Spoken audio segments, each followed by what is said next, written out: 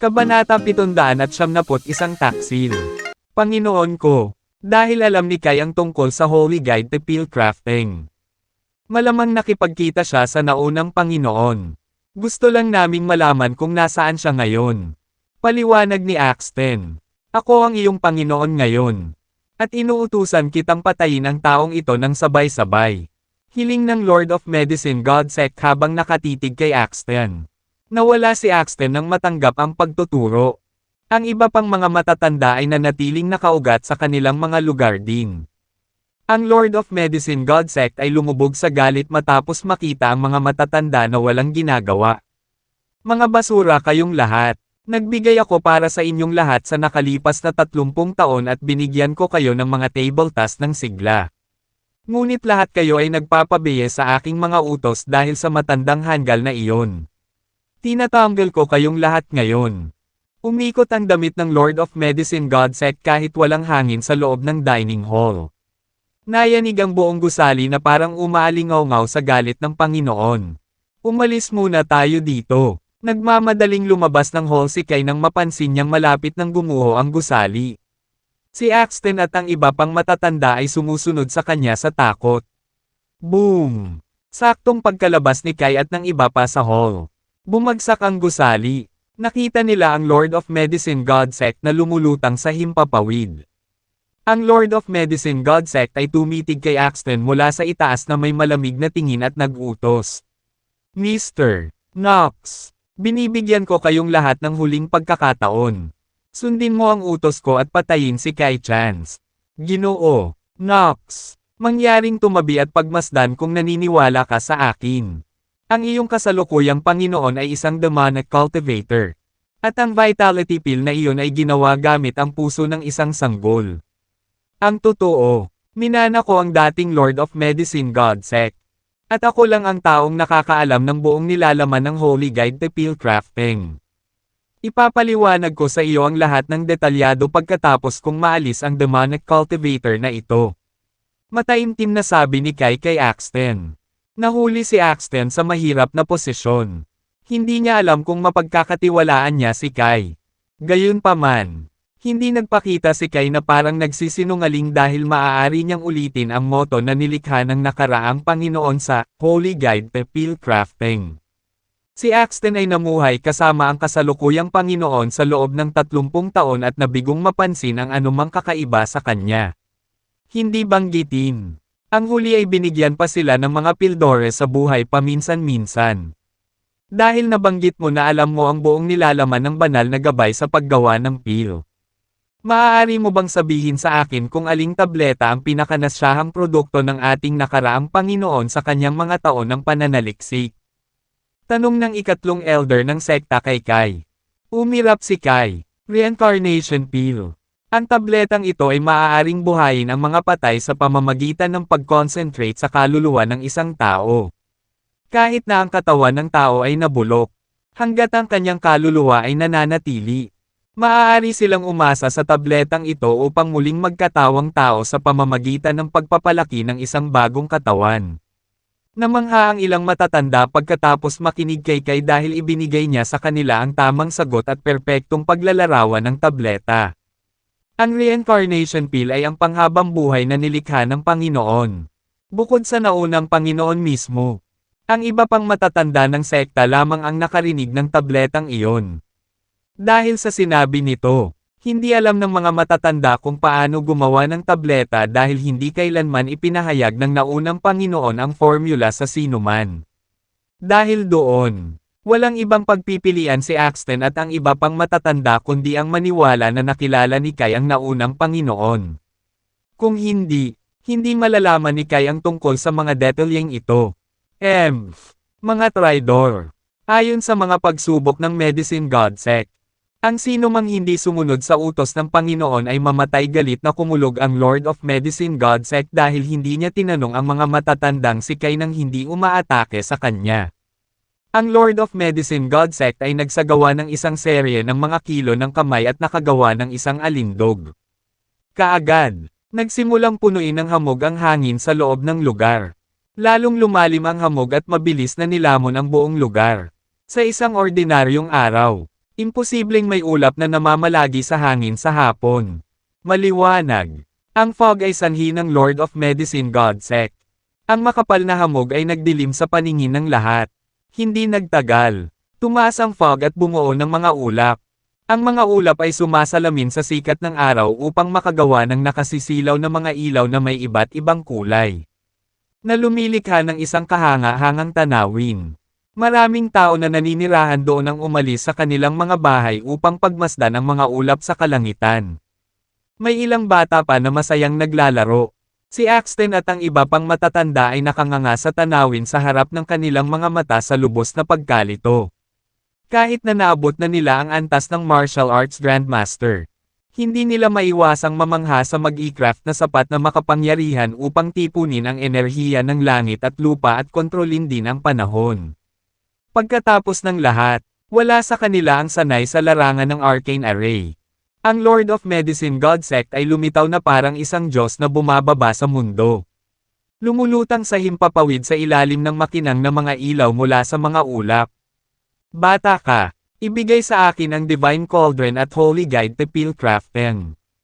Marahil ay maaari kong iligtas ang iyong buhay kung susundin mo ang aking tagubilin. Sabi ng Lord of Medicine Godsect habang malamig na nakita si Kai. Divine Cauldron. Natigilan si Axton at ang iba pang matatanda nang lumingon sila kay Kai. Kai, ang miniature cauldron mo ba ay tunay na Divine Cauldron? Hindi makapaniwalang tanong ni Axton. Tumango si Kai. Oo, para sa akin. Sa simula pa lang ay tina-target na ng iyong Panginoon ang aking Divine Cauldron.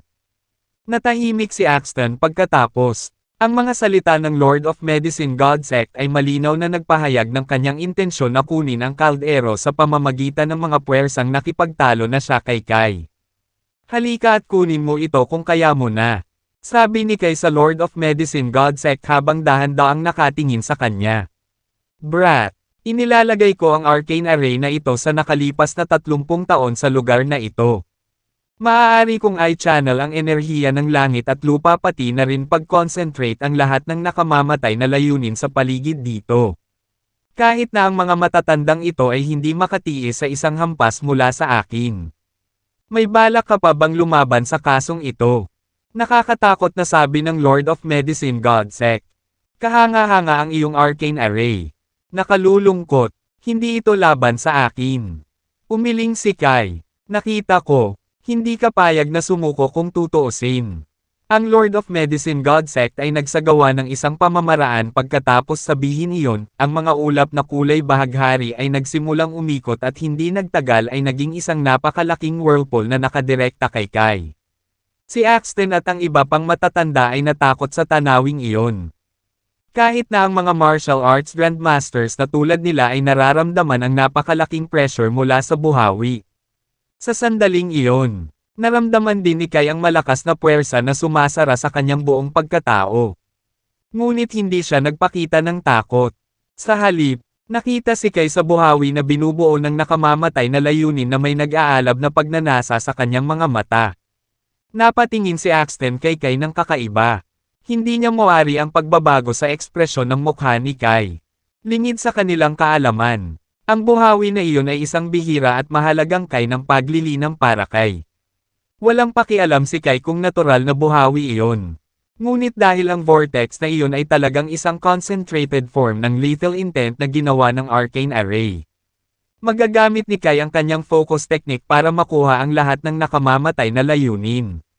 Kai, tutulungan kitang hadlangan ang pag-atake na ito. Ngunit taos puso akong umaasa na hindi ka nagsisinungaling sa akin. Kasabay nito, iwinagayway ni Axton ang kanyang mga braso at gumawa ng protective barrier sa harap ng kanyang katawan. Tumayo ka, Mr. Knox. Nang makita iyon, hindi pinayagan ni Kai si Axton na protektahan siya mula sa buhawi. Sumulong siya sa isang mabilis na pagtakbo. Pagdating sa harap ni Axton at itinulak ang huli pa atros. Natigilan si Axton. Nasaksihan niya ang lakas ni Kai. Bagamat makakalaban ni Kai ang kanilang bagong advanced na martial arts grandmasters. Siguradong hindi siya mapapanalo ni Kai sa isang laban.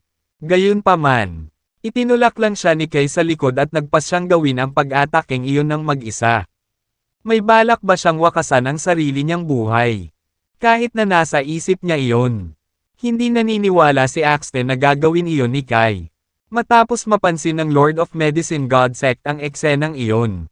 Malamig niyang tinitigan si Kai at sinabing, "Masyado kang mayabang. Brat." Boom! Ang buhawi na nabuo sa pamamagitan ng purong nakamamatay na layunin ay sumingil sa direksyon ni Kai habang nagpapadala ng mga tipak ng bato na lumilipad kung saan-saan at umuukit ng malalim na siwang sa lupa.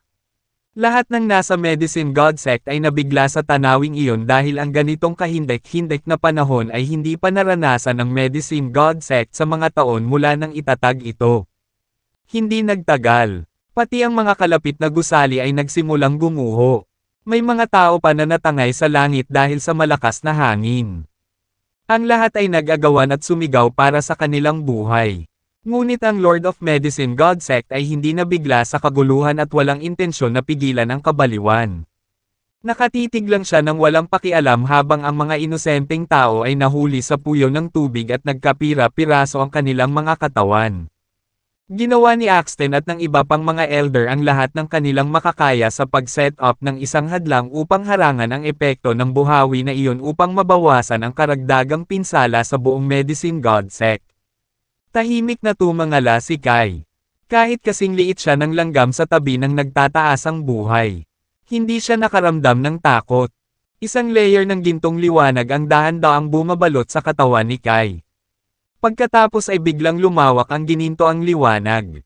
Dahilan upang lumitaw si Kai na parang naging higanti rin. Walang pag-aalinlangan. Humakbang siya sa bagyo. Napatulala at natarante si Axton nang makita ang kalokohang aksyon ni Kai. Sinusubukan ba niyang patayin ang sarili niya? Nagawa na ni Kai ang kinatatakutan ni Axton. Nakaharap siya sa malakas na buhawi. Ngumisi ang Lord of Medicine Godsect. Hahaha. What a stupid brat. Inalok ko sa iyo ang madaling paraan. Ngunit hindi mo tinanggap. Ngayon ay isinuko mo ang iyong buhay sa iyong sariling kagustuhan. Ang Lord of Medicine Godsect ay tumawa ng hysterically. Siya ay nasa ilalim ng pagpapalagay na walang makakaligtas sa loob ng buhawi. Kahit isang martial arts grandmaster.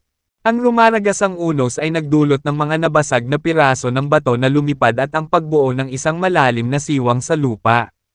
Hindi apektado ng umuungol na unos. Tumayo si Kai sa gitna ng puyaw ng tubig. Ang iba ay hindi na makilala ang mga figure ni Kai.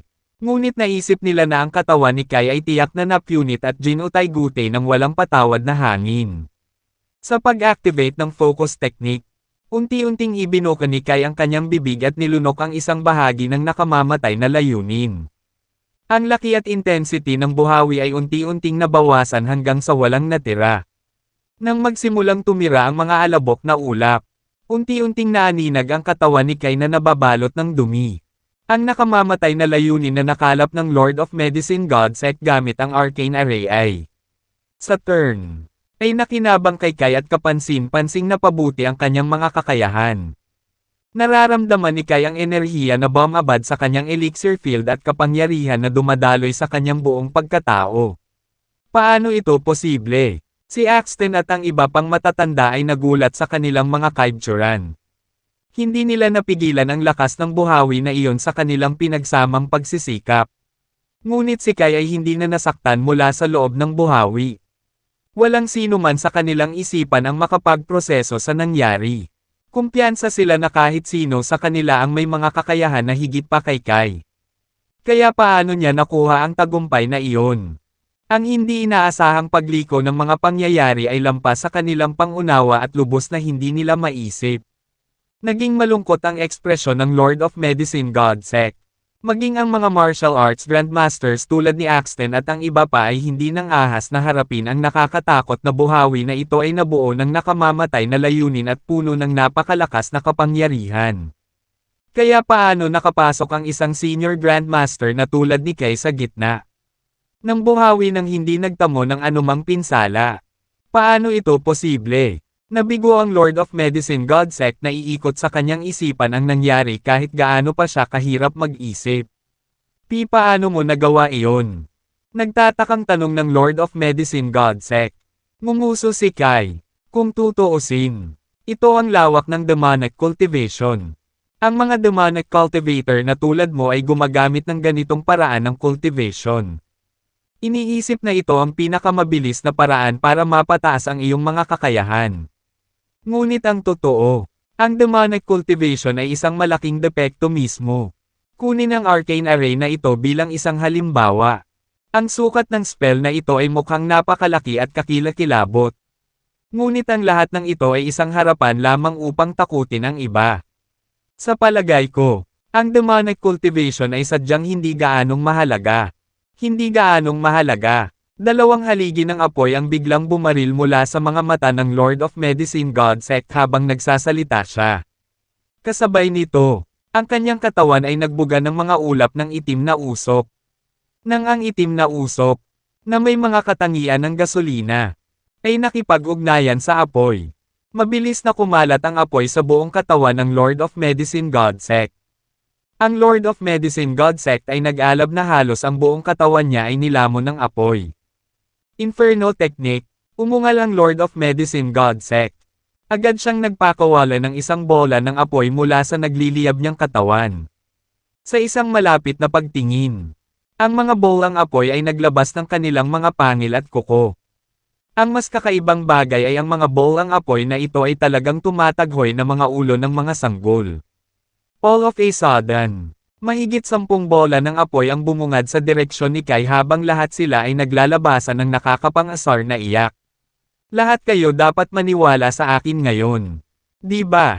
Kung hindi dahil sa demonic cultivation, bakit may mag-i-craft na ganito? Ang vitality pills na kinain mo ay ginawa gamit ang puso ng mga sanggol. Kayong lahat ay kailangang magbayad sala para sa mga kasalanan na nagawa mo sa buong buhay mo, lumingon si Kai at walang emosyong sinabi habang nakikita si Axton at sa iba pang matatanda. Ngumisi sila bilang tugon dahil minsan ay hindi sumagi sa kanilang isipan na ang vitality pills na kanilang iniinom ay ginawa mula sa puso ng mga sanggol. Ang ilan sa mga matatanda ay nagsimulang samuka sa pagkaunawa. Kung alam nila ang tungkol dito, hindi na nila inaalala ang mahabang buhay at uminom ng mga kasuklam-suklam na table task.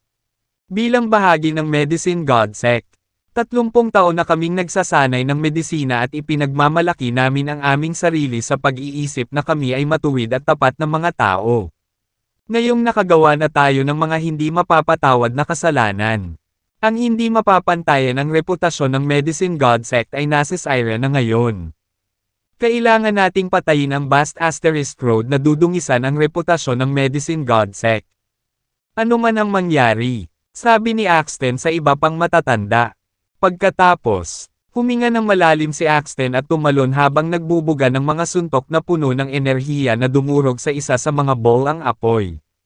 Sumunod naman ang iba pang matatanda habang sinisimulan nilang salakayin ang mga bolang apoy.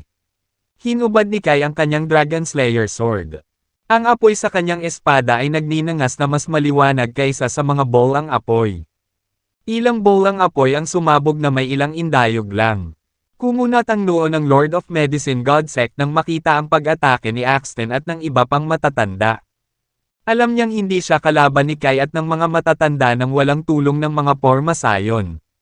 Nang makitang lahat sila ay nakipagtulungan laban sa kanya, ang Lord of Medicine Godsek ay nagngangalit ang kanyang mga ngipin at ginawang ulan ng apoy ang nag-aapoy na apoy ng kanyang katawan na umaagos patungo sa grupo ng buong bilis. Kasabay nito, ang Lord of Medicine Godsek ay nagmamadaling binawi ang sarili habang binabalak niyang iwasan ang Medicine Godsek. Hindi ka madaling makakawala dito. Tumalon si Kai at iniwagayway ang Dragon Slayer sword sa kanyang kamay. Ang apoy sa kanyang espada ay kumilos na parang flamethrower habang pinapadala nito ang apoy ng 10 metro ang layo.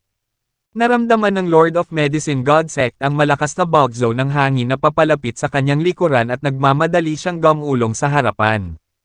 Kahit na nagawa niyang iwasan ang pag-atake, ang pag-atake ni Kai ay nagsunog pa rin ng isang butas sa kanyang damit, na naging sanhi ng lubos na miserable ang lalaki.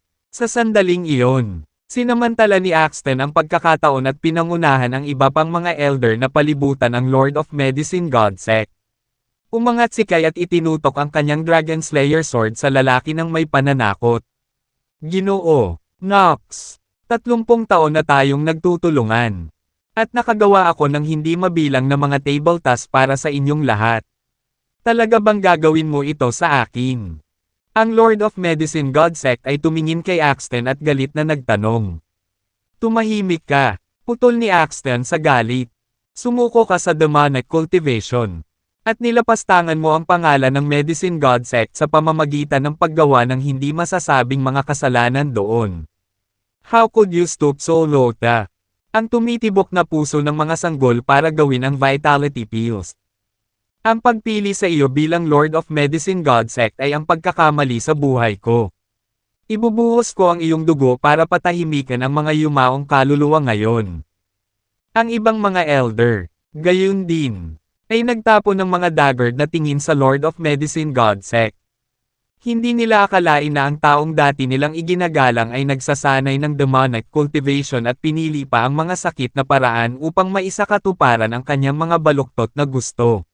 Masakit sa kanila na isipin kung gaano karaming mga sanggol ang isinakripisyo dahil sa kanila.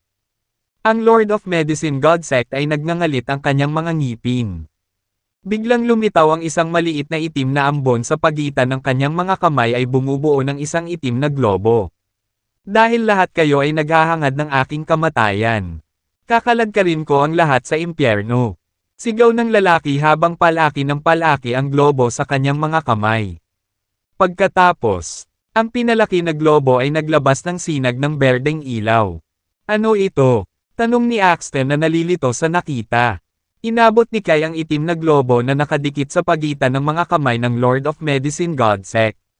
Sa sandaling hawakan ng kanyang mga kamay ang globo, naramdaman niya ang malaking halaga ng enerhiya na kinikimkim ng globo. Ang globo ay resulta ng compression ng nakamamatay na layunin ng Lord of Medicine Godsect. Sa sandaling ito ay umabot sa isang breaking point. Ito ay sasailalim sa isang nakakasira ng lupa na pagbabago. Hindi lamang ang mga matatanda at si Kai ang magdaranas ng galit ng kahabag-habag na globo, kundi ang buong Medicine Godsect. Ginamit ni Kai ang focus technique. At ang kanyang palad ay naging vacuum para sumipsip ng nakamamatay na layunin sa kanyang katawan ng walang tigil. Ang Lord of Medicine Godsect ay natigilan habang nanlalaki ang kanyang mga mata sa hindi makapaniwala kay Kai. Paano mo alam ang Astral Attraction Technique? Nauutol na sabi ng Lord of Medicine Godsect. Walang sinabi si Kai habang tinatanggap niya ang nakamamatay na layunin ng Lord of Medicine Godsect. Ang itim na globo sa mga kamay ng huli ay kitang-kitang lumiliit. Ang mga matatanda ay nabigla sa nakita. Kahit na naghinala si Axton na alam ni Kai ang Astral Attraction Technique. Ito ang unang pagkakataon na nasaksihan niya ang paglalapat nito. Ang Astral Attraction ay isang uri ng teknik na nagmula sa demonic cultivation. Hindi nila maiwasang magtaka kung nagsasanay din ba siya ng demonic cultivation dahil alam niya ang teknik. Sa sandaling natulala ang mga matatanda, naramdaman ng Lord of Medicine Godsect na nababawasan ang kanyang enerhiya sa loob ng kanyang katawan. Napaatras siya ng ilang hakbang dahil sa gulat habang sinusubukang kumawala sa sarili ni Kai. Control. Bilisan mo at kontrolin mo siya. Sigaw ni Kai. Hindi pa rin napigilan ni Axton at ng mga elder ang nakagigimbal na paghahayag at hindi na sila nag-umpisa ng magduda tungkol sa tunay na pagkakakilanlan ni Kai. Bilisan mo at huwag mo siyang hayaang makaalis. Nagtaas ng octave si Kai. Kinagat ni Axton ang kanyang mga ngipin at idiniin ang mga balikat ng Lord of Medicine Godsect sa pagtatangkang pigilan ang huli sa pagtakbo palayo. Tinulungan siya ng ibang mga elder pagkatapos habang pinipigilan nila ang Lord of Medicine Godsect. Nagpumiglas siya at sumigaw, "Mga taksil! Ako ang Lord of Medicine Godsect. Lahat kayo ay dapat magpasakop sa akin." Ang Lord of Medicine Godsect ay naging hysterical habang ang kanyang katawan ay lumiit ng husto. Hindi nagtagal. Nababawasan din ang kanyang lakas. Pagkaraan ng halos 1 minuto, ang katawan ng Lord of Medicine Godsect ay lumiit sa isang maliit na bahagi ng kanyang orihinal na laki. Ang lalaki ay naging isang kalansay at nanlaki ang mga guwang na mata. Wala nang buhay ang dating nakakatakot na lalaki. Saka lang bumitaw si Kai sa pagkakahawak. Ganon din ang mga matatanda. Sa isang plop, ang katawan ng Lord of Medicine Godsect ay bumagsak sa sahig. Pagkatapos, may lumabas na berdeng tableta sa katawan ng lalaki. Ang maliwanag na berdeng tableta ay naglabas ng mabangong amoy. Ano ito? Tanong ni Kai habang kumukuha ng pil. Ito ang pampabata na tableta. Sabi ni Axton. Kai, siguradong gagaling ang kaibigan mo pagkatapos inumin ang tabletang ito. Tiningnan ni Kai ng maigi. At naramdaman niya ang buhay na nagmumula sa tableta. Paano kaakit-akit? Ang pil na ito ay talagang pambihira. Ang katotohanan na ito ay naglalabas ng buhay ay para bang ito ay nagbubunga ng bagong buhay sa loob.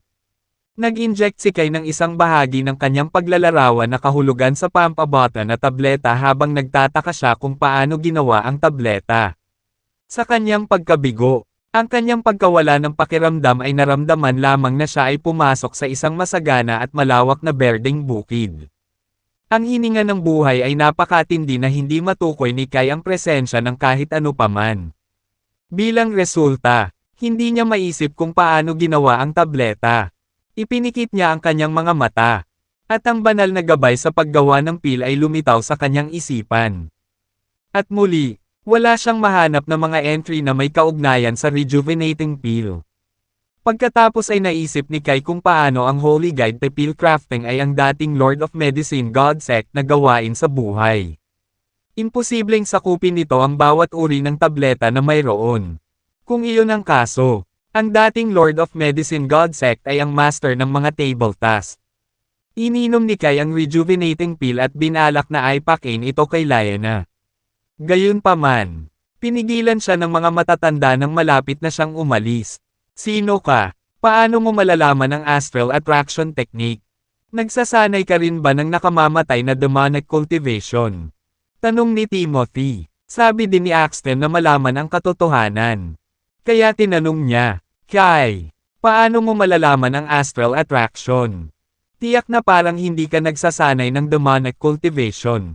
Napangiti si Kai dahil sa pagbibitiw nang makita ang pag-aalala sa kanilang mga mukha. Hindi iyon astral attraction. Naka-absorb lang ako ng martial energy dahil nakarating na ako sa certain level sa practice ko. Hindi lang nasusupol ang martial energy, kundi pati na rin ang lethal intent, negative energy, at toxic energy. Maari kong makuha at puspusan ang mga ito sa aking kalamangan. Iyon ang dahilan kung bakit maaari akong umalis ng hindi nasaktan kahit na pagkatapos na singilin sa nakamamatay na layunin ng buhawi. Napakumbaba si Axton at ang iba pa matapos marinig kay Kai. Hindi nila akalain na magkakaroon ng ganoong kalakasan sa pamamaraan. Kai, hindi ka naman nagsisinungaling sa amin ha? Paano magkakaroon ng ganitong pamamaraan sa mundo? Ano ang pangalan ng iyong pamamaraan? Nagulat na tanong ni Axton. Focus technique, matapat na sagot ni Kai. Focus technique, kumunat ang noo ni Axton at ng matatanda bilang tugon. Hindi pa nila narinig ang ganoong paraan. Pagkatapos ng ilang sandali ng pagmumuni-muni, sinabi ni Axton, Kai, naniniwala ako sa sinabi mo. Kung talagang nagsasanay ka ng demonic cultivation, hindi mo sana sinira ang vitality pill ngayon lang. Sa pagbanggit ng tableta para sa sigla, ibinaba ng ibang matatanda ang kanilang mga ulo sa pagsisisi. Masakit sa kanila na isipin na kinain nila ang mga pildores na ginawa gamit ang tumitibok na puso ng mga sanggol. Ang kasalanan ay magpakailanman sa kanila. Kaya naman, sila ay salot ng pagkakasala sa natitirang bahagi ng kanilang buhay habang sila ay nagsasanay sa paglilinaw. Sinulyapan ni Kai ang mga matatanda at sinabing, kayong lahat ay makakapagbayad lamang para sa iyong mga kasalanan sa pamamagitan ng paggawa ng higit pang mabubuting gawa. Umaasa ako na lahat kayo ay ibigay ang inyong lahat upang tabyusan ang inyong sarili. Nagtungo si Kai sa Medicine God Hall pagkatapos gamitin si Lyanna ng pampabata na tableta. Tumango si Axton matapos makinig kay Kai. Oo, dahil nakagawa tayo ng gayong mga kasalanan hindi mapapatawad. Kailangan nating magsumikap upang mabayaran ang mga ito. Sa pamamagitan nito, ipinapahayag ko na aalis ako sa sekta. At nanunumpa akong hindi na babalik hanggat hindi ko nailigtas kahit 10,000 buhay. Ang iba pang matatanda ay nagpahayag din ng parehong intensyon na umalis sa sekta upang ipahayag ang mga ordinaryong tao pagkatapos marinig ang panata ni Axton. Ang mga matatandang tulad nila ay palaging namumuhay ng marangyang buhay habang sila ay nananatili sa loob ng sekta upang gumawa ng mga table task. Bihira silang lumabas sa sekta para magligtas ng buhay. Kahit na dumating ang mga tagalabas upang humingi ng tulong. Mapapabilis lamang nila ang iba pang mga alchemist upang tulungan silang gumawa ng mga table task. Sa lamang ng napaka-partikular na mga kalagayan. Personal na tutulong ang matatanda upang tumulong sa mga tagalabas. Ngayon na sila ay sinalot ng pagkakasala ng hindi masabi na mga kasalanan. Nagpasya silang kumilos upang mabayaran ang kanilang mga kasalanan. Naabutan ni Axton at ng iba pang matatanda si Kai at tinanong. Kai, maaari mo bang sabihin kung paano mo nakilala ang dating Lord of Medicine Godsek? Paano niya ipinasa sa iyo ang banal na gabay sa paggawa ng pil? Inihayag ni Kai ang katotohanan kay Axton at sa iba pang matatanda sa kabuuan nito. Nalungkot sila sa katotohanan na ang kanilang dating Panginoon ay fossilized. At sa loob ng sekta. Gayunpaman, nagmamadaling pinatawag ni Axton si Donald para i-verify ang mga sinasabi ni Kai. Mga butil ng malamig na pawis ang tumulo sa noo ni Donald habang idiniin siya ni Axton tungkol sa mga pangyayaring nangyari noon sa kaibuturan ng sekta. Ang katotohanang ibinunyag niya ang katotohanan tungkol sa kakaiba ng Medicine Godsek kay Kai ay maaaring mapugutan siya ng ulo dahil siya ay itinuring na isang taksil ng sekta. Paliwanag ni Axton sa sarili nang mapansin niyang kinakabahan si Donald. Noon lamang naglakas loob si Donald na isalaysay ang mga pangyayari noon sa kaibuturan ng sekta. Sure enough, ang mga pahayag niya ay naaayon sa sinabi ni Kai. Sa wakas ay kumbinsido si Axton at ang iba pang mga elder na pinahiran ng matandang Panginoon si Kai bilang bagong Lord of Medicine Godsect at inatasan ang huli na dalhin ang Medicine Godsect sa mas mataas na antas. Biglang lumuhod si Axton at ang iba pang mga elder at sabay-sabay na nagsabi. Maligayang pagdating. Panginoon ko. Nagulat si Kai at nagmamadaling pinatayo sila. Hindi niya nais na maging bagong Panginoon. Niwala siyang oras na manatili sa Medicine Godsect. Natarante si Donald dahil hindi niya maintindihan ang nangyayari. Paano naging bagong Lord of Medicine Godsect si Kai sa loob lamang ng ilang araw? Jay. Tatawagan na sana ni Axton si Kai sa kanyang unang pangalan. Ngunit agad niyang napagtanto na hindi nararapat para sa kanya na gawin iyon. Kaya naman, dali-dali niyang inayos ang sarili at sinabing, Panginoon ko, dahil ipinasa sa iyo ng naunang Panginoon ang banal na gabay sa paggawa ng pil at umaasa ka pa na madadalo mo ang sekta sa mas mataas na taas. Walang alinlangan na. Ang naunang Panginoon ay may pinahiran ka bilang bagong Lord of Medicine Godsect. Ang iyong mga kakayahan at tapang ay higit pa sa sapat upang pamunuan ang Medicine Godsect. Ginoo, Nox, natatakot ako na hindi ko kayang tanggapin ang responsibilidad. Kailangan kong asikasuhin ang sarili kong mga bagay at hindi ako maaaring manatili dito sa Medicine Godsect. Pagtanggi ni Kai bilang pagbibitiw. Panginoon. Naniniwala ako na dapat nating igalang ang kagustuhan ng matandang Panginoon. Hindi kinakailangan na manatili ka sa Medicine Godsect sa lahat ng oras kung magiging bagong Lord of Medicine Godsect ka. Kung tutuusin, walang ganoong requirement na nagsasaad nito. Sabi ni Axton. Alam niya na kailangang asikasuhin ni Axton ang sarili niyang mga bagay. At hindi praktikal na hilingin sa kanya na manatili sa Medicine Godsect sa lahat ng oras. Hanggat pumayag si Kai na gampanan ang tungkulin bilang bagong Lord of Medicine Godsect. Hindi naisip ni Axton na kailangan niyang i-require ang kanyang palagiang presensya sa sekta. Siyempre, may mga dahilan si Axton. Sa sandaling ito, si Kai lang ang nakakaalam ng nilalaman ng Holy Guide to Pil Crafting. At ang gabay ay ang backbone ng Medicine Godsect.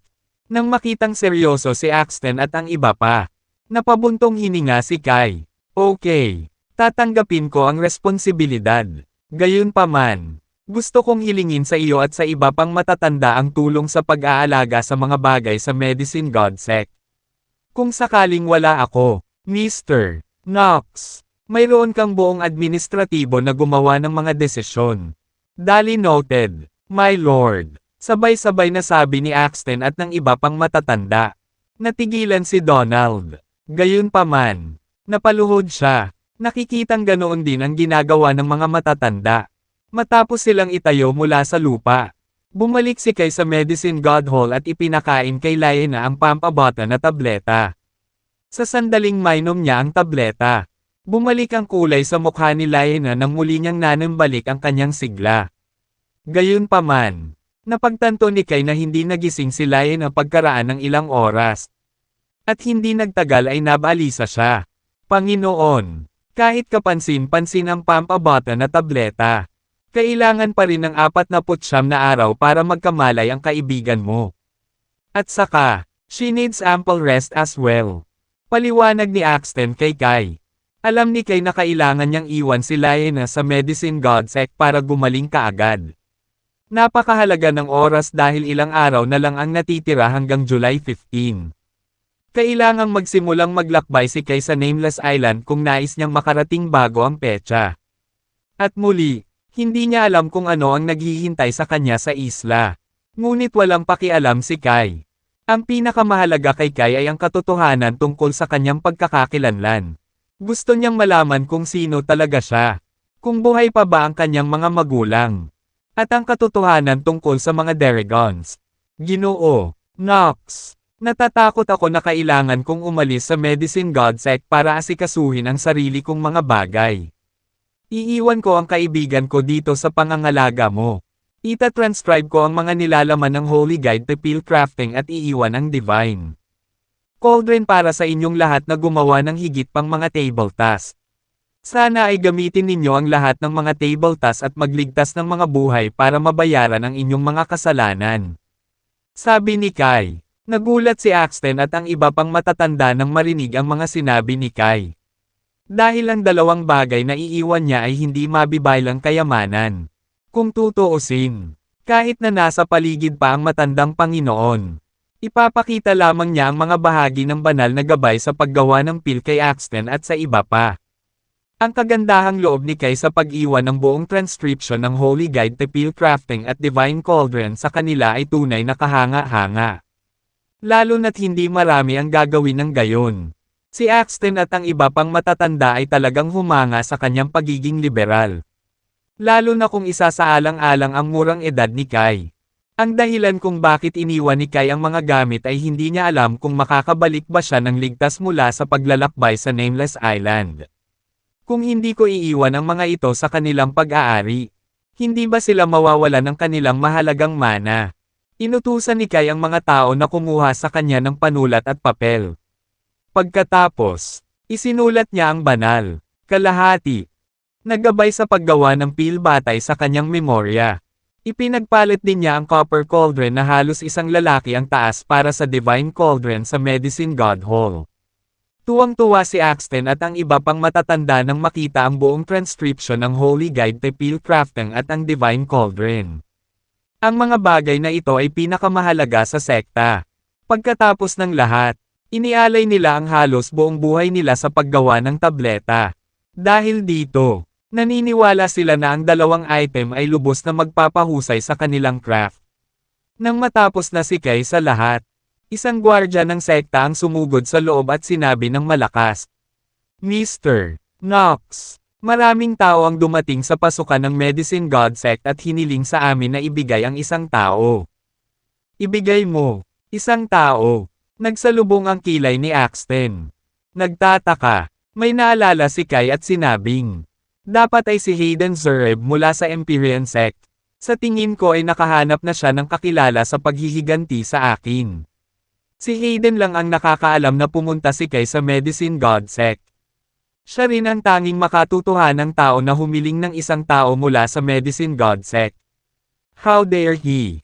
Papatayin ko siya dahil sa paggulo niya sa Medicine God Sect. Putol ni Axton sa galit. Hindi niya akalain na may lakas ng loob na lumapit kay Hayden pagkatapos niyang magiliw na pakawalan ang huli sa huling pagkakataon. Ang pagpatay kay Hayden ay isang piraso ng cake para kay Axton. Ang iba pang matatanda ay hindi pa rin napapansin kung ano ang nangyari. Gayunpaman, nagalit din sila nang dumating ang isang bastos na kasamahan upang magalit sa kanila. Tingnan natin. Huwag mag-strike maliban kung ito ay talagang kinakailangan. Naubos na ang energy nyo ngayon at hindi pa nakaka-recover. Payo ni Kai kay Axton.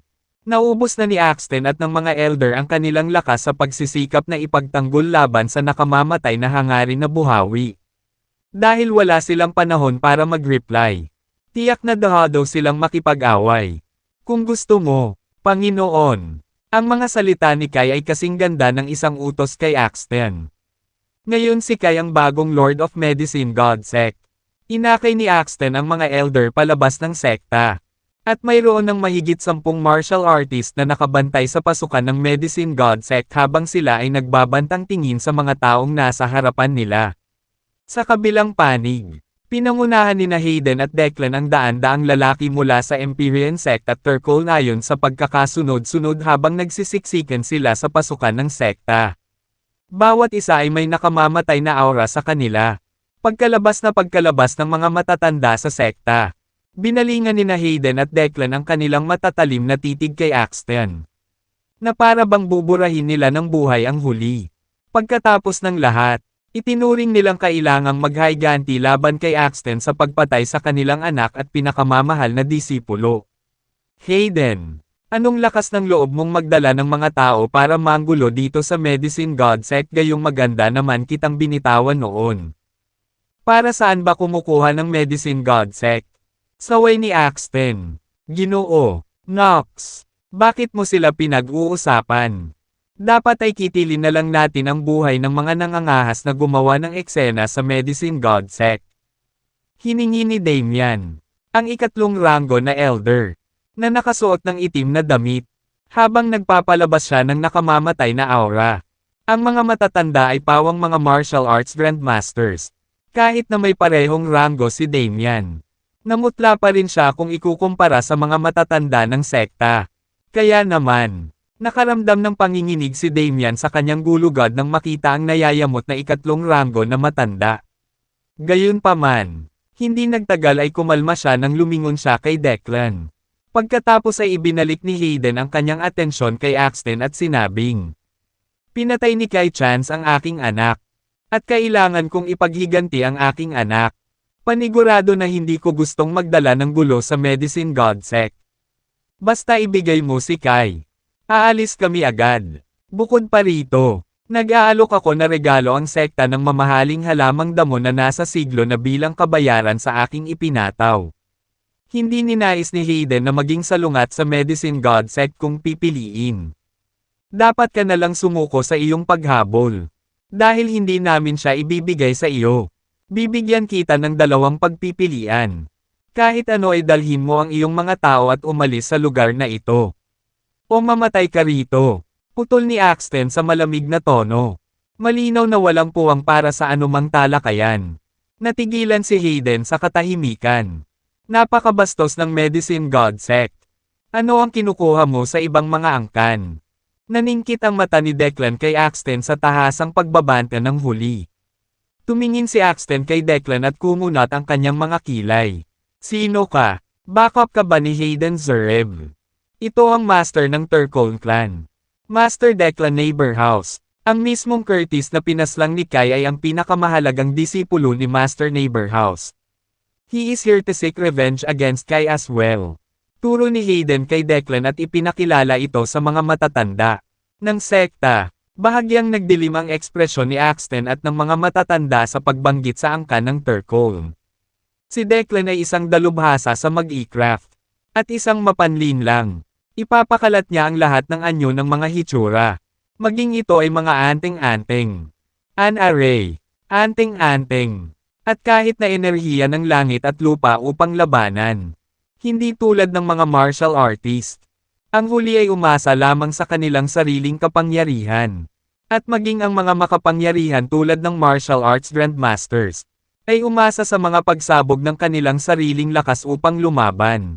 Sa makatuwid, nagkaroon ng kapansin-pansing pagkakaiba sa pagitan ng mga martial artist at mga mag-i-craft practitioner.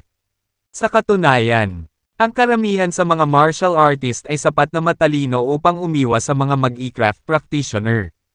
Kahit na si Axton at ang mga matatanda ay martial arts grandmasters. Sila ay clueless tungkol sa mag-e-craft. Kaya, matatalo sila kahit na gagawin si Declan ng pinakasimpleng hanay ng ilusyon. Kaya naman, natarante sila sa pagbanggit kay Declan mula sa angkan ng Turcolm. Master Neighborhouse, kami ay humihingi ng tawad sa pagpatay sa iyong pinakamamahal na alagad. Malugod naming iaalay ang aming pinakataos-pusong kabayaran para sa iyong pagkawala. Kahit na mawala ito ng pagbibigay sa iyo ng 10 sa aming nagpapasiglang mga table task. Si Kai Chance ay pinahiren bilang bagong Lord of Medicine Godsec. Kung ipipilit mo siyang patayin, tayong lahat dito sa Medicine God Sect ay mawawala ng ibang pagpipilian kundi ang magpakatatag at makipaglaban para ipagtanggol ang ating bagong pinahirang Panginoon. Medyo magalang na sabi ni Axton. Dahil sa sinabi ni Axton, hindi na nakaimik sina Hayden at Declan lalo na si Hayden. Pagkatapos ng lahat, ang kabayarang inaalok ni Axton ay masyadong mapagbigay upang tanggapin.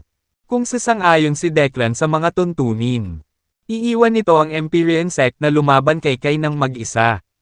Na ginagawa itong medyo walang saysay na pagtatangka. Ginoo, Nox, huwag mo kaming gawing tanga. Paano posible na si Kai ay naging bagong Lord of Medicine God Sect? Huwag isipin na ang iyong katawa-tawa na pag-aangkin ay haad lang sa amin na magpapatuloy sa laban. Ito ay isang mata para sa isang mata na sitwasyon na ating kinakaharap dito. Pinatay niya ang aking anak at ang pinakamamahal na disipulo ni Master Neighborhouse. At hinihiling namin sa kanya na magbayad sa dugo. Nilinggan ni Hayden si Declan at sinabing, Master Neighborhouse, huwag kang mabiktima sa kanilang mga maling pag-aangkin. Si Kai ay walang iba kundi isang walang alam na binata. Hindi siya maaaring maging Lord of Medicine Godsec. Nagbubuga sila ng katarantiduhan at sinusubukang mag-udyok sa pagitan natin para isa-isa tayong hahaharapin. Walang sinabi si Declan habang inililipat ang titig kay Axton. Pagkaraan ng ilang oras, sa wakas ay sinabi niya, wala akong pakialam kung sino itong Kai dahil kailangan niyang mamatay. Kung ayaw mong damanak ang dugo sa Medicine Godsec, gusto kong ipaalam sa iyo na ibigay mo ang lalaki. Ipinapangako ko na hinding-hindi ako magdadala ng kaguluhan sa sekta. Hindi naniwala si Declan sa sinabi ni Axton na pinahirin din si Kai bilang bagong Lord of Medicine Godsec. Maliwanag sa araw na ang mga matatandang naruroon ay mas malakas kaysa sa binata. Bakit sila nasa beck and call ni Kai? Ito ay sadyang walang kahulugan. Master Neighborhouse, kung hindi ka maniniwala, kung gayon natatakot ako na wala na tayong magagawa kundi ang labanan ka hanggang kamatayan. Deklare ni Axton habang sinulyapan si Timothy sa kanyang tabi. May inilabas ang pangalawang ranggo na matanda sa kanyang bulsa at itinapon ito sa hangin. Nagumuhit ng mga kislap sa kalangitan. Pagkatapos noon, ang magulong tunog ng mga yapot ay umusbong sa Medicine Godsec.